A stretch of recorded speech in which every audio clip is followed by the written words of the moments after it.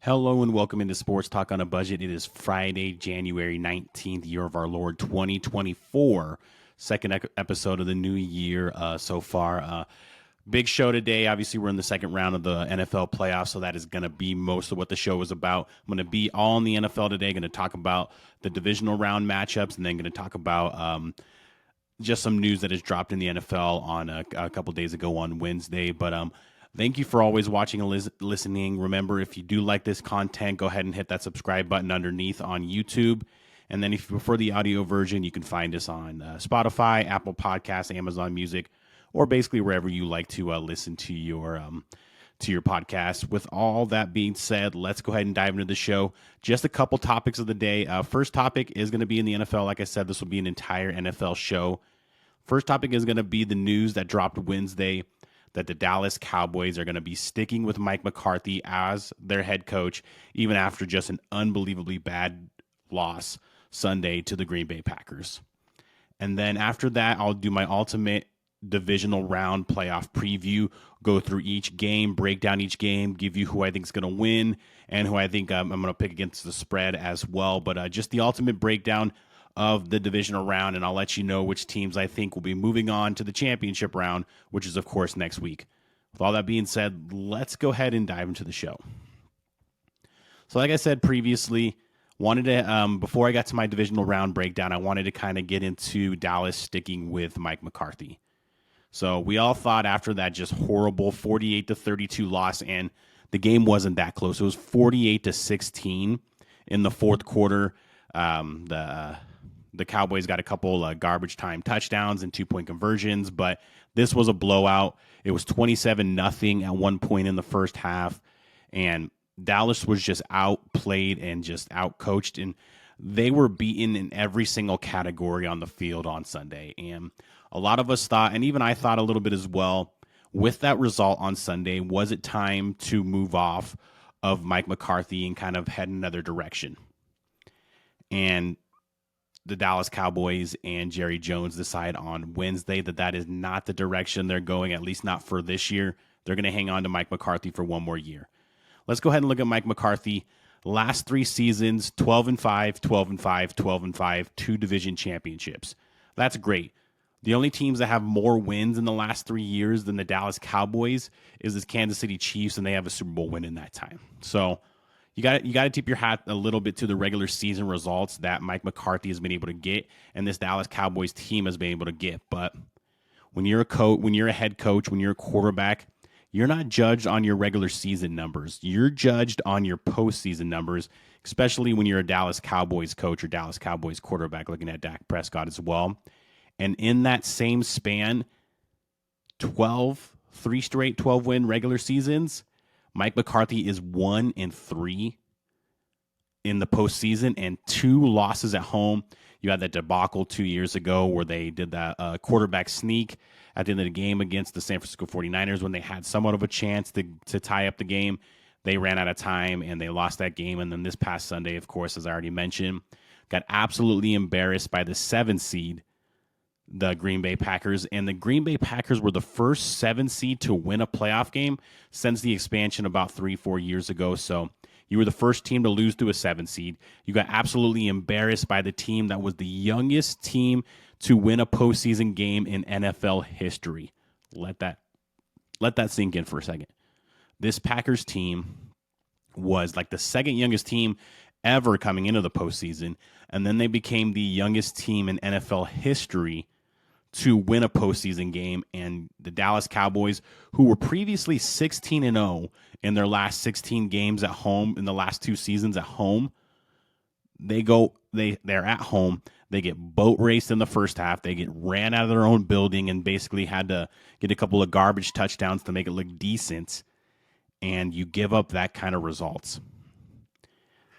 And when you look at McCarthy and you look at McCarthy's tenure, both here with the Dallas Cowboys and then previously with the Green Bay Packers, outside of that run that they had in 2010 when they went to the Super Bowl and won the Super Bowl with Aaron Rodgers in like his 3rd year as the starter for the Green Bay Packers, Mike McCarthy has a lot of playoff disappointments. He's 11-11 overall as a coach in the postseason. So yeah, 22 games that you've coached in the postseason. So you've been there a lot. You've been there a lot. You've played in a lot of big games. You've of course played in a lot of postseason games, but you don't have much to show for it outside of one Super Bowl win, and you never got back to the Super Bowl with the Green Bay Packers with a quarterback like Aaron Rodgers, who has 4 MVPs and is going to go down as probably a top 10 quarterback of all time. And now you have this Dallas Cowboys team. This Dallas Cowboys team was supposed to be the better team on Sunday, and they did not look it at all. They showed up maybe a little bit overconfident. Maybe they thought they could just show up and beat this Packers team, and that this Packers team was just excited to be there. That wasn't the case, at least not for the Packers, and that falls on your head coach. Being prepared for a postseason game, especially a home postseason game, when you're the 2 seed in the NFC, that is your coach's job, is to prepare this team. Of course, the players are going to practice hard and they're going to prepare on their own. They're going to watch film on their own, but to prepare them for the game and for this matchup, that is on the coach, and that is on Mike McCarthy. And I mean, outside of a victory last year in the wild card round against the Tampa Bay Buccaneers, who was by far the worst team in the playoffs last year, outside of that, what do you got? What do you have to show for? And for me, the question is what are the other changes that you're going to make? Because you can't just keep rolling and just keep running on this hamster wheel if you're the Dallas Cowboys. You can't just, okay, well, we're going to bring McCarthy back. We're going to bring Dak back. We're going to bring the crew back, and it's going to be different next year. It's going to be different. You did that last year. You obviously did that the year before. So what is going to change if you're the Dallas Cowboys? Because you're not moving on from Mike McCarthy. Okay, if you want to give him one more year, he's won 36 games in the last 3 regular seasons. That's very impressive. He's 36-15 in the last 3 regular seasons. So you're going to give him one more year, but what are you going to do to change this team? Dan Quinn is most likely going to leave. He's most likely going to get a head coaching job. I don't know where, and I don't know how you interview after that performance from your defense, but people will probably throw that out and be like, okay, his body of work is still good as a defensive coordinator. He's most likely going to get a head coaching job. So now you got to replace your defensive coordinator. You got Dak Prescott on the last year of his contract going into next year. Are they going to extend him? Is Dak Prescott a Super Bowl caliber quarterback? In my opinion, he's not. He's not. He's about a B to a B plus quarterback in this league, but that's not good enough. And when he plays in big games, he's probably about a C to a C plus. And there's some games, especially this last game, he put up good numbers. Most of those were garbage time numbers. He had 2 interceptions. One was a pick 6. He could have had 4 or 5 interceptions in that game. There was one that was dropped in the end zone early on in the game. He did not play well from the jump. And I don't understand. He's played in plenty of playoff games. He's a veteran now on this team. He's a veteran now in this league. It's not like when it was his rookie year and they went 13-3 with Jason Garrett. No, this is different.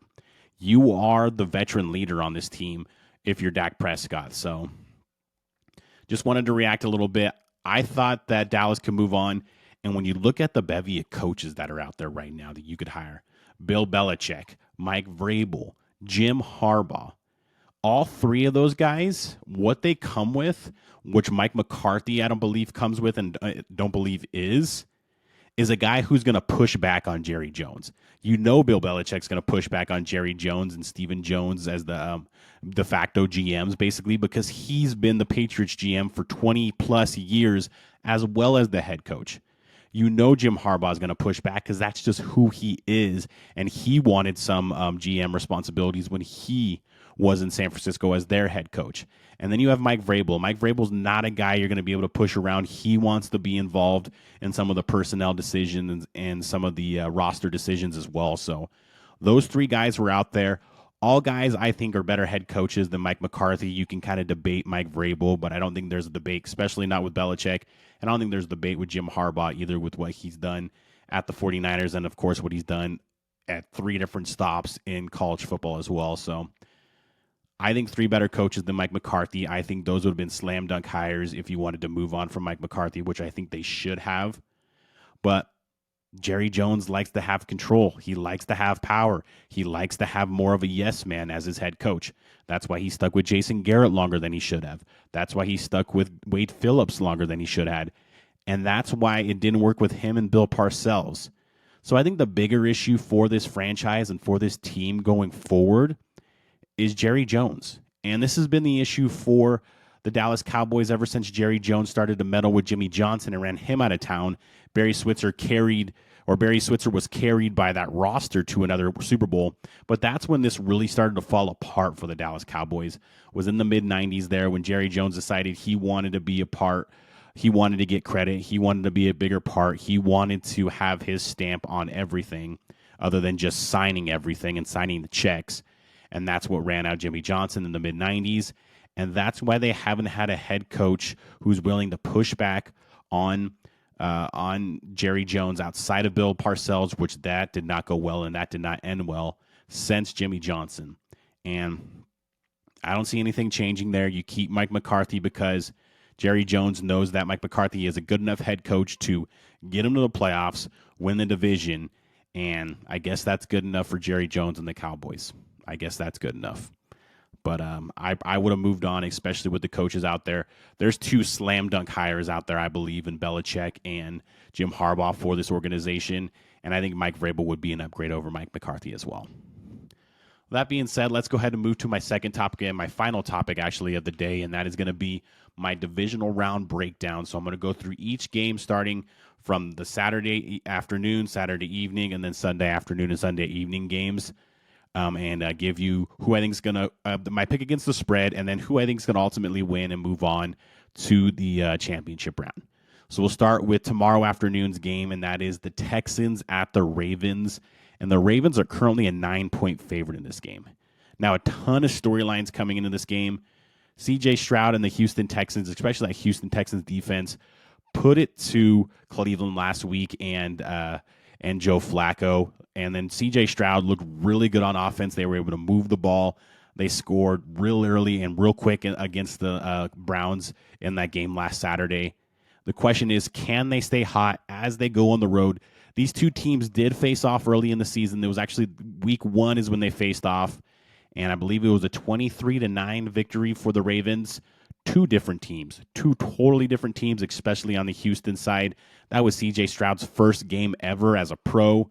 And even the Ravens have gotten much better since that game as well. So you can basically kind of throw out that result. You can kind of maybe look at the film a little bit if you're both teams to see what you did well. But I wouldn't use too much, and I wouldn't go off too much of that game since it was the first week of the season. But for me, all the pressure for this game is on Baltimore, and a lot of it's on Lamar Jackson. Lamar Jackson most likely will win his second MVP of his career this year. They were the best team coming in the playoffs. They beat all the top teams basically in the playoffs underneath them.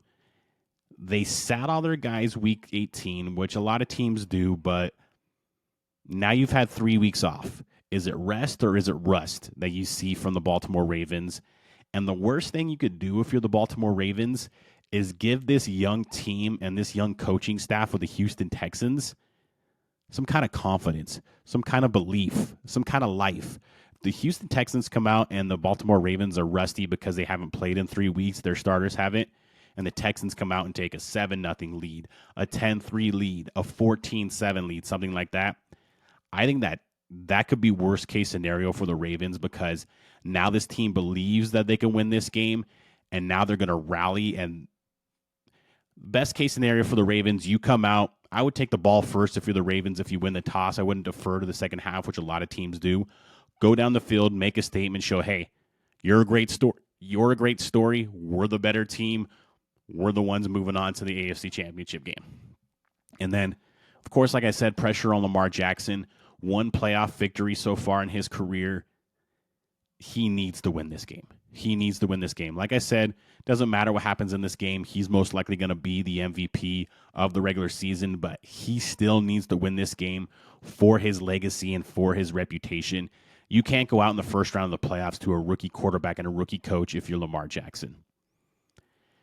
At the end of the day, I think Baltimore is just too much. Their defense has been playing lights out all to end the season.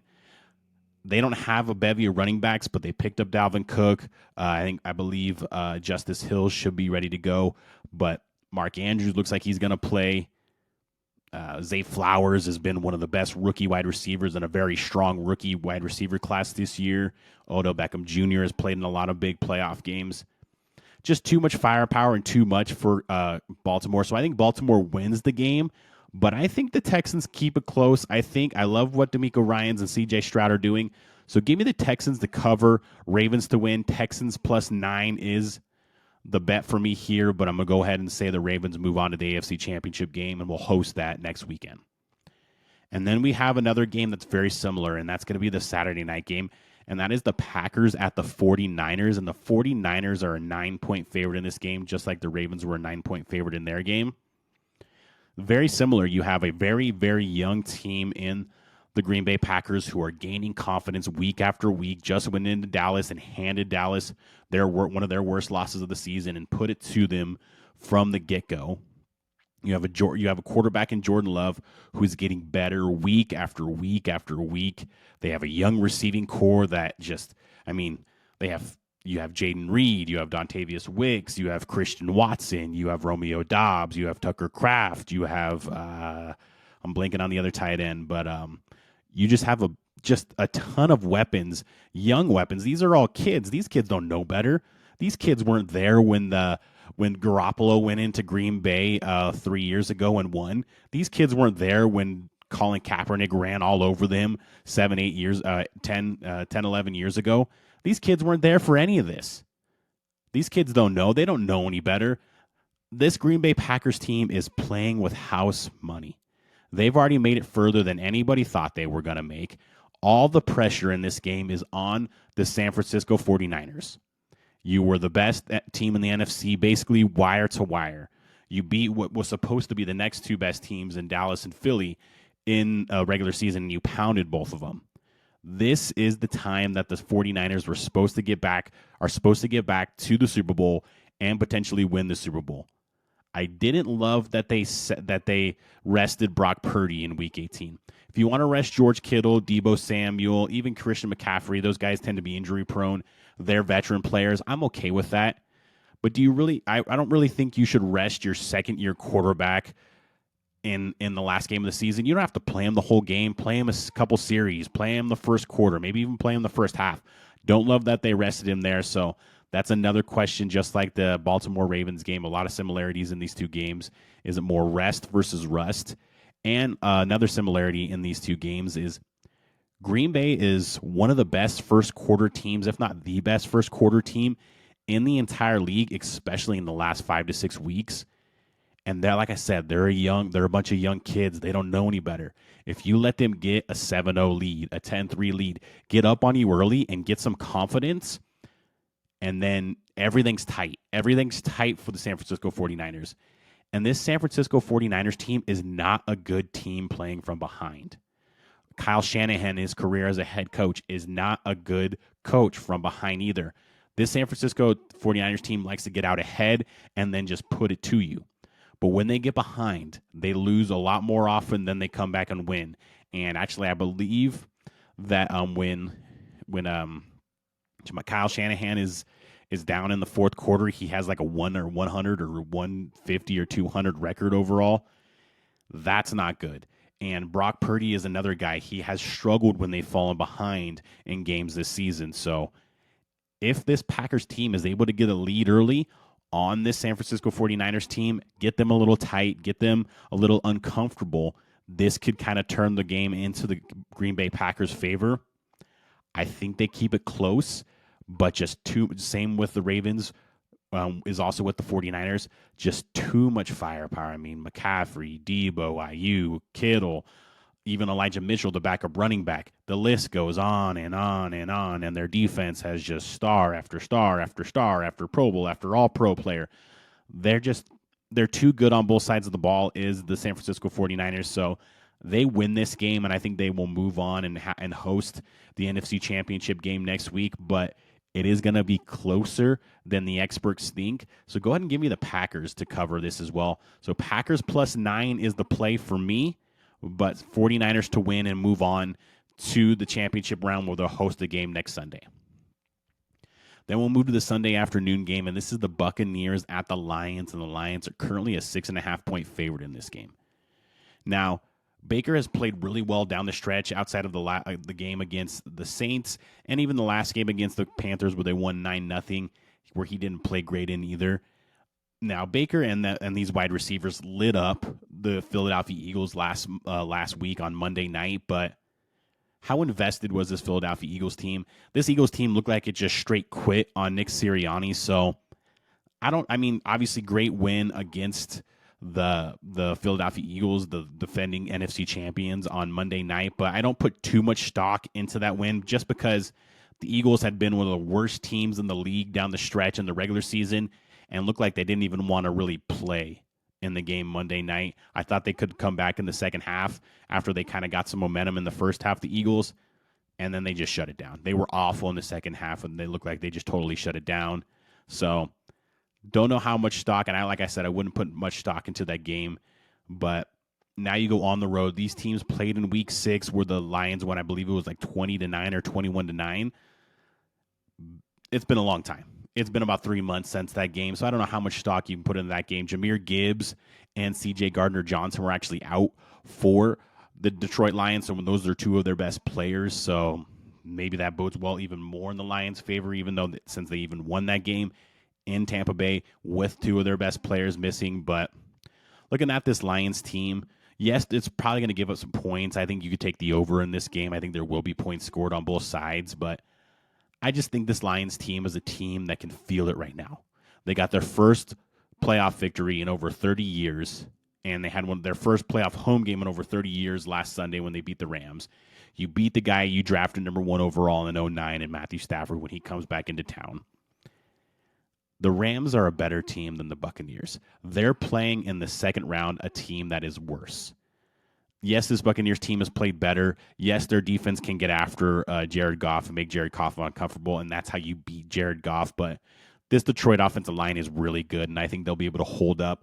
They held up the first time around against the Buccaneers. I think they'll hold up this time around again and keep Jared Goff protected and more comfortable, of course, which is why when he's like that, he's one of the best quarterbacks in the league when he's not under pressure.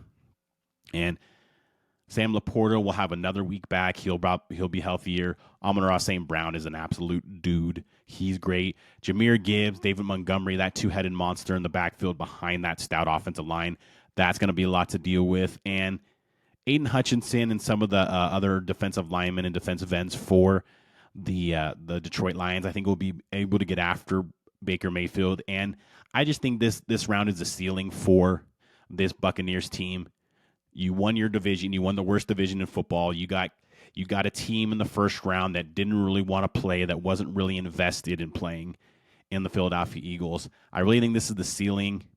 It's going to be nuts there. It's like $500 for a nosebleed ticket to this game in Detroit. It's going to be nuts there for the Detroit to have an opportunity to go to the NFC Championship game. You know it's going to be crazy there. So I like the Lions to win, and I think they cover. Give me the Lions -6.5 in this game.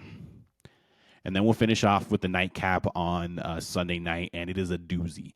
This is maybe the best game of the weekend, although I like each one of these matchups, and I think they'll actually be pretty good matchups across the board. But this one, you have 2 of the best quarterbacks in the league matching up, and this is the Chiefs at the Bills, and the Bills are a 3-point favorite in this game. The Bills have had kind of Mother Nature go against them. They've had some stuff go against them. Their game was, of course, moved from last Sunday to Monday. They've had some travel bans, so they haven't been able to practice this week a little bit. They're banged up a little bit on the defensive side, but they've also won 6 of their last 7 games. And they've also been playing for their playoff lives for the last month and a half, maybe 2 months. The Buffalo Bills have. So they've been in this playoff mode since November, since Thanksgiving, basically. They've been in this playoff mode. And looking at this Chiefs team, Rashee Rice, their rookie wide receiver, has definitely taken over as the number 1 threat. If I were to rank him as the number 1 wide receiver against other number 1 wide receivers in the league, he's probably like 16th or 17th, somewhere in the middle of the pack. Travis Kelce isn't what Travis Kelce used to be, and I've said that a lot this year, and I think it's kind of shown throughout most of the year. He's still a very good tight end and probably top 3 or 4 in the league, but he's not what he used to be. If the Chiefs are going to win this game, it's going to be their defense that wins this game. It's going to be their defense getting after Josh Allen. It's going to be their defense turning over Josh Allen. That's how this Kansas City Chiefs team, I really believe, is going to win this game.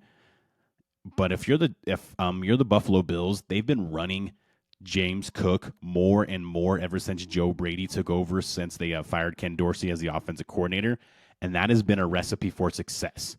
You don't put the ball in Josh Allen's hands as much as Ken Dorsey did, where Ken Dorsey's philosophy almost seemed like was Josh Allen, go be Superman and win us the game, where Joe Brady has pulled back the reins a little bit, ran the ball more with James Cook, spread it out a little bit with some of the other wide receivers, and not just focus on Diggs, and that has been a recipe for success for this Buffalo Bills team. And it's now or never if you're the Buffalo Bills against this Kansas City Chiefs team in the playoffs. You're already 0-2 in the playoffs against Josh Allen, or let's just go teams. The Bills are 0-2 in the playoffs against this Chiefs team with Mahomes and Allen at quarterback. And if you don't beat this Chiefs team this year, when they have their worst group of receivers and their worst group of weapons, they have their least talented offense that they've ever had under Andy Reid and Patrick Mahomes, and you're at home and you're not in Arrowhead, you're in Buffalo, where it's going to be cold, it's going to be windy, it's going to be snowy. You're paying random volunteers $20 an hour to help you shovel the field and shovel the seats so you can clear it out so fans can actually be there to watch the game, which is ridiculous in its own right, but it's something that I would do if I was there and that was my team. But either way, all of these elements are in your favor. All of these elements are in your favor. You cannot lose this game if you're the Buffalo Bills, if you're Josh Allen, if you're Sean McDermott, if you're the Buffalo Bills franchise. You can't lose this game. All the pressure is on you. Yes, I know that the Chiefs are the defending champions, but people have been doubting them all year, basically since they lost opening night against the Lions. Yes, there's pressure on Mahomes and Reid, but there's more pressure on Allen and McDermott in this game. And because of that, because just all the elements, I believe putting that kind of pressure and being in the favor of the Buffalo Bills, I think Josh Allen plays a great game, plays a mistake-free game for the most part, maybe has an interception or a fumble there, but keeps his mistakes low, plays a great game. They run James Cook. Yes, it's hard to run the ball on this Chiefs defense, but I think just everything going for the Buffalo Bills, this is their time to do it if they're ever going to beat this Chiefs team. I think they do, and I think they cover. So give me the Buffalo Bills to win and cover. Buffalo Bills -3 is the play for me in this game. So that will set up matchups of the Ravens at home hosting the Bills next week in the championship game. And then we would have the 49ers hosting the Lions in the championship game in San Francisco next week. Of course, this could all go haywire, and it could be Packers. It could be Packers Buccaneers, and it could be Chiefs Texans. But my picks are going to be with the Ravens hosting the Bills next weekend for the AFC Championship game, and the 49ers hosting the Lions for the NFC Championship game. And those have been my picks. Thank you for always watching and listening. Like I said at the beginning of the show, if you like this content, please go ahead and hit the thumbs up button and hit the subscribe button if you want to see more of this content. If you prefer the audio version, it is able to be found on places like Spotify, Apple Podcasts, Amazon Music, or wherever you like to listen to your podcast. Thank you again for watching and listening to this show, and have a great weekend.